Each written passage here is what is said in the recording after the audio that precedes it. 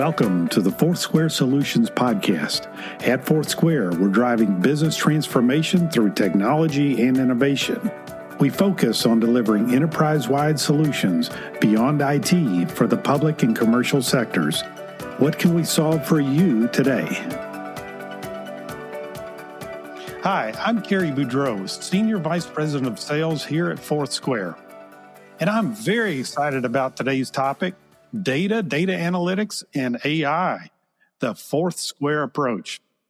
And I'm even more excited about the guest that we have. He's our Senior Vice President of Data and Data Analytics Practice, Sanjay Venkatraman. Sanjay, welcome. Hey, thanks, Kerry. I am super excited to be here, and I will do my best explaining AI. Awesome. So let's dive right into it, Sanjay. So there's a lot of talk around AI these days. And can you share with us your version, your explanation of exactly what is AI? Sure. AI has, has many different facets, but I'm going to start off with what it is at its very core.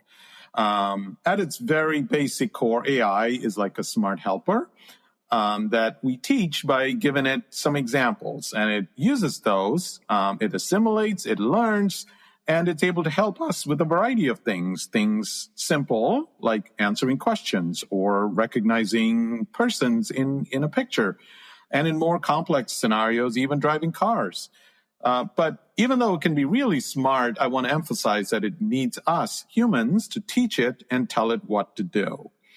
And there's just a lot of variations. There's complexities, there's simple versions of it, but at its core, that's all it is. Exactly.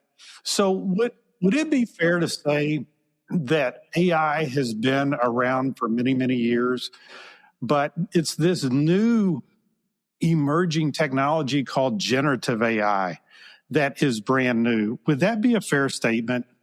Yes. So AI has been around for a long time. Things like image processing, things like recording pictures. So these things have been there for a very long time. But what is new and what exploded on the scene with technologies like ChatGPT really is having a technology that can understand human language and be able to generate a cohesive response back. So that's new. And because that's come into play now over the last couple of years, it is exciting because it helps us solve a variety of problems which we could not otherwise solve with just technology alone. Yeah, so I was recently playing golf with some folks in the music industry, and I asked them about AI, and they were like super scared because of this new generative AI. It can generate your own music. There's no creativity when it comes to, the musician. And you talk it within the film industry, and they talk about the fears of AI. So I know that there's a lot, and then you even talk in the educational world, in the classroom about how ChatGPT you can use it to generate your own research. You don't have to do any research. Just tell ChatGPT to produce a research paper or book report, and it will do it. So I understand that there's fear around AI. But within an organization, what are some of the use cases? In my opinion, we shouldn't be so fearful of AI because I see a lot of excellent use cases within business applications and organizations. What do organizations need to know when it comes to implementing this next phase of AI, this generative AI? Sure. So I want to take a step back here, just talk through, what are some challenges that businesses face? And I don't want to jump into AI because many a times, what I have learned talking to customers or prospects, leads, et cetera, is that many of them don't know what AI can do. So I think the first approach really is understand their problems, understand where they're struggling, and then provide them solutions. Most of them AI, some of them could be traditional solutions too. So when I talk to leaders and VPs and CIOs, et cetera, I sort of classify their problems maybe into 3 or 4 different types. The first one probably is automation. So they've got individuals that are just doing rote work, and then the prior technologies that are available are not suitable for their kind of automation. So they are just doing stuff manually every single day. So I see that as a huge opportunity for AI and as a problem that businesses face. The second one that I see most often is leveraging AI for decision making. And what I mean here is that organizations today have just a data overload, not an information overload, a data overload. So we have individuals in organizations that can run reports, that can look at the past, but how do you make sense of just the gazillion amount of data that's generated every day within and outside the organization and make sense of it? So that's another huge area of opportunity for AI and challenges that companies have today. So it's like a match made in heaven for AI. The other 2 opportunities that I also see talking to senior executives is around retrieving the right kind of information at the right time. And I don't mean structured data. I'm talking data about the company. It could be things such as, data around contracts, around purchase orders, around policies and procedures for HR, making it easy for people to both access and digest that information. So I see that as a huge challenge. And then following that, talking to HR, one of the big challenges of today is not just the one-time hire, but how do you make them productive within an organization and just reduce the time it takes for somebody to get onboarded to the time they become most productive and efficient? That's a huge challenge for companies, especially post-COVID, where we don't see each other every day. So that's become a huge challenge. And AI has a number of ways of doing that.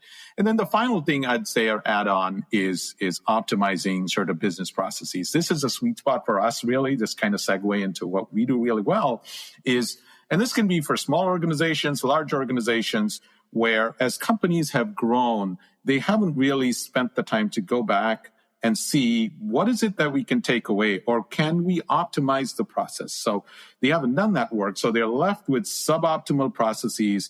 And then for people, things keep getting added on, right? Just stacked on more and more and more without looking at the foundation to see, are there ways to optimize it? And AI is a great candidate for doing some of this work. So I see all of these challenges as I sort of talk to companies, and AI has technologies that we can put forth to help solve some of those problems. Awesome. Yeah, so when you were talking there, I see 2 themes here. I see productivity, AI improving productivity, and I see AI improving work quality. Would that be fair to say that those are the 2 of the biggest benefits that come out of, AI? Yeah, I would say yes. And Awesome. There's the creativity aspect too, and that comes next from generative AI. Yes. The creativity, absolutely. Yeah, so you and I had the pleasure of working on a recent project, working with a public sector agency. We won't name the agency, but tell me about that project where they had the city records archived, and they had this big warehouse and full of these records, and they were all paper. And what exactly did they want us to do, and what did we propose, and the benefits that we that they saw, the benefits that were going to be gained from this? Sure. So before I answer that question here, I want to at least introduce AI and what we have at FourthSquare, because it fits really well with an AI offering that we have. So just talking through some of those problems, what we've done over the last 6 or 7 months is develop 3 offerings for customers. And one of the offerings is our Content Hub or AI Content Hub. And what AI Content Hub does is that it's able to take pieces of paper or documents or pictures and is able to digitize them and then extract useful pieces of information from those non-digital documents, so to speak. And that's something that it does really efficiently. It does cheaply. And there are technologies that we can put up really quickly. So with that in mind, we took that approach to this public sector organization. They had records going back to 1890 that was in paper stored away. So the goal of this exercise was to take those pieces of paper and then look at it time-wise, go in reverse chronological order and start scanning those pieces of paper, converting that to possible PDFs, and then using our content management hub to extract useful data from it. And then once extracted, be able to index and store the data in a digital repository that made it easy for somebody to ask a question and say, hey, can you tell me, how many building permits were issued in 1898? Or what were the building permits issued for this particular street in 1890? And voila, we can pull it out in a matter of seconds. So now it takes like hours. It's actually stored physically somewhere. They got to go in there, look things up, and if they're lucky, find it. So we have reduced the time it takes and the manpower it takes to search for documents and provide that information over to residents of the town. Awesome. So if an organization wants to leverage AI, how do they get started? I mean, Sure. do they just, what does that process look like, Sanjay? Sure. And I think this is where, that's a great question, Kerry. And I think companies struggle because they hear a lot in the media about AI. They've seen it do some really advanced things. And then some of that is pure hype. So it can't do it today, but, they hear about a lot of things. So where we usually start is just talking to organizations, non-AI, like I said, talking to them about what are their challenges, what are their struggles, where do they see themselves in 3 or 5 years. So that sets the stage for what if it's 3 or 5 years from now, we can kind of anticipate sort of the problems they might have. And then their current struggles, where they're struggling, it could be with productivity, it could be with people, it could be with other things. So we take that all into consideration and then provide them with a step-by-step approach for AI adoption.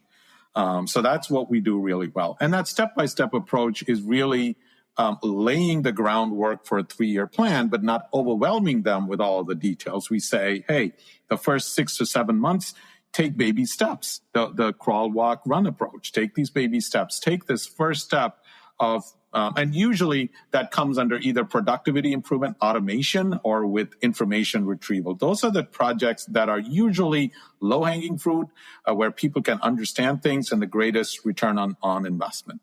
So we start there. However, we tell them, here's your 3-year roadmap to become sort of future-proof. Yeah, you talk about that 3-year roadmap, and I think of the term strategy. You really got to have a strategy in place. And then I think of your years of experience in IT leadership.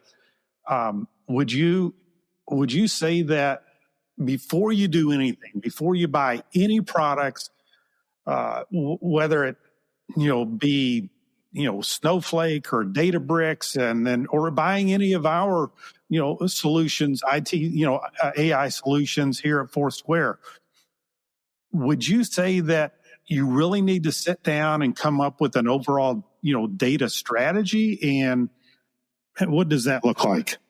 Sure.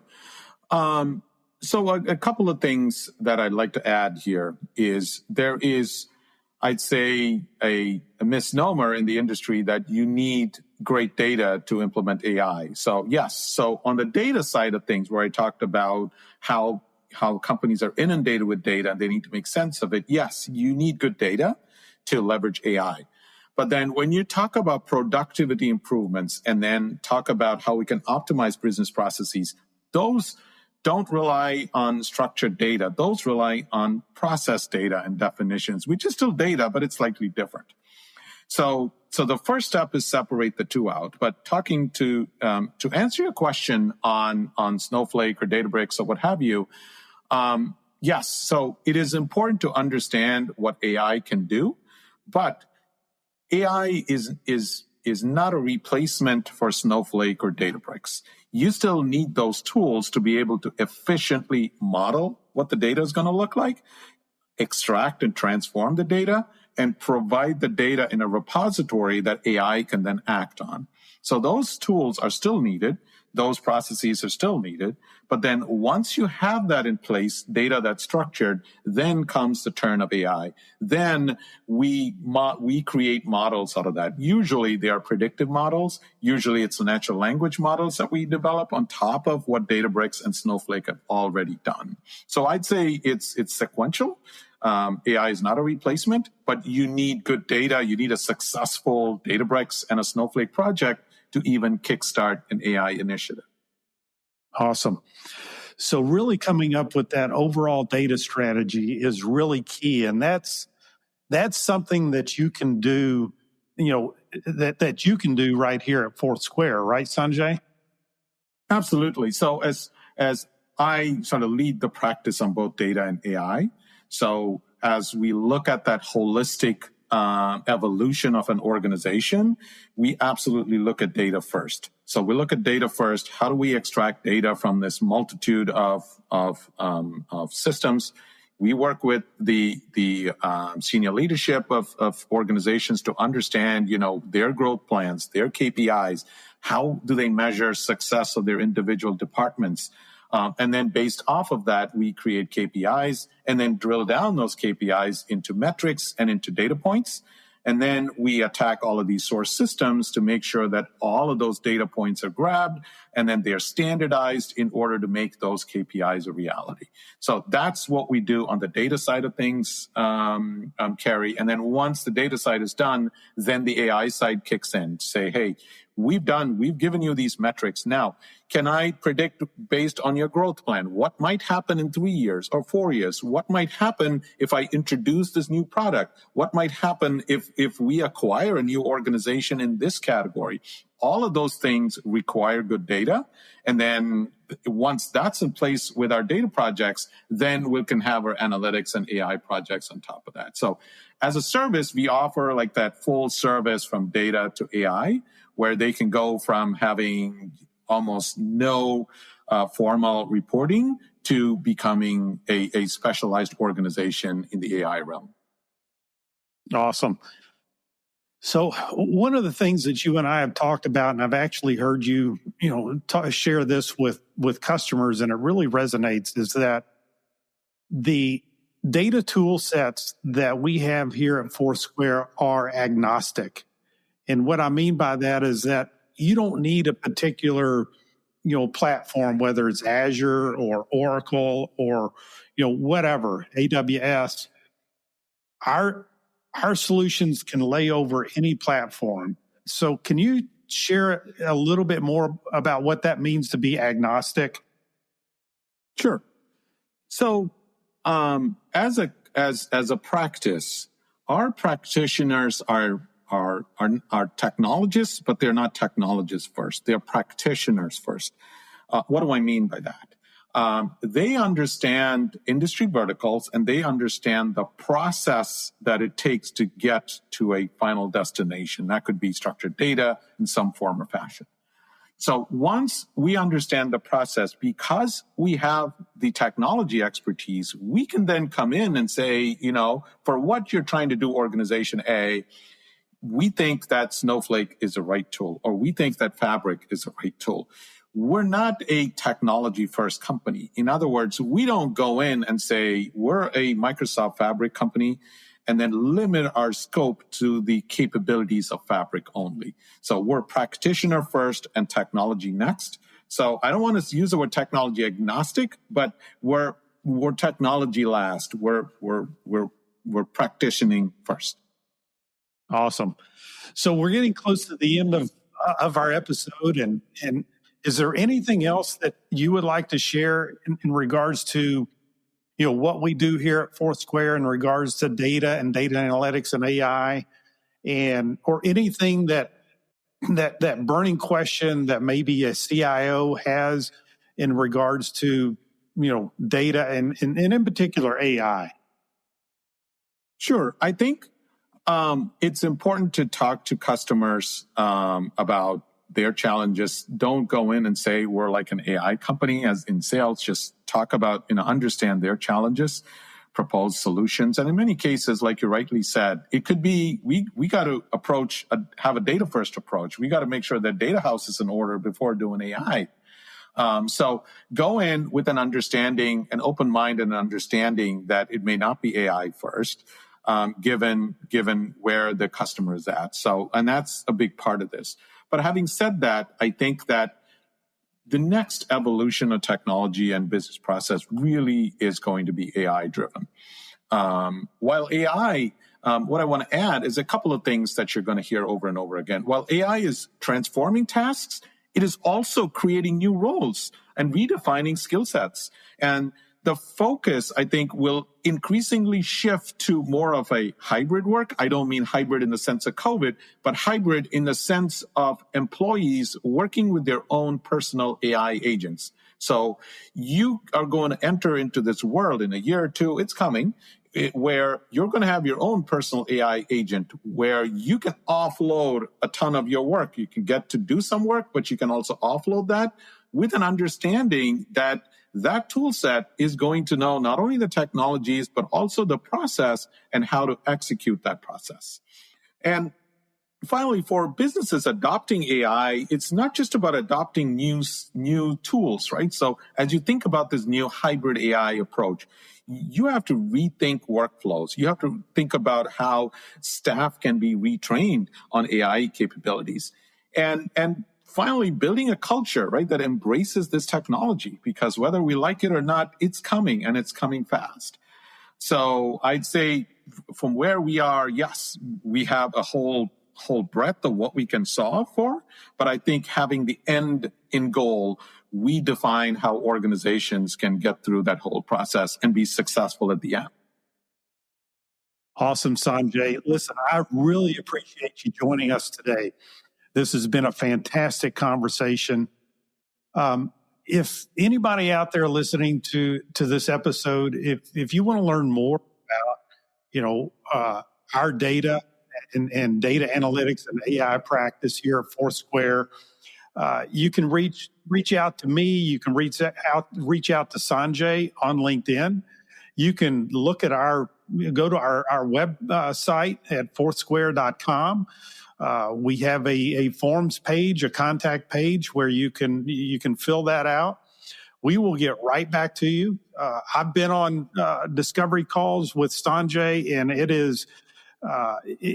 is fantastic to hear him engage IT leadership, because Sanjay has been in your shoes. He's been an IT leader within organizations, and with that. Just thank you again for joining us here on the FourthSquare, Solutions podcast. And until next time, have a great day, and good luck with leveraging your data and in your organization. Thank you for listening to this episode of the FourthSquare Solutions podcast. We hope you found it insightful. Visit FourthSquare.com to learn more about our team and capabilities. While you're there, search our knowledge base to find articles, white papers, and case studies. You can also listen to additional episodes and read our In the Square newsletter. Until next time, what can FourthSquare solve for you?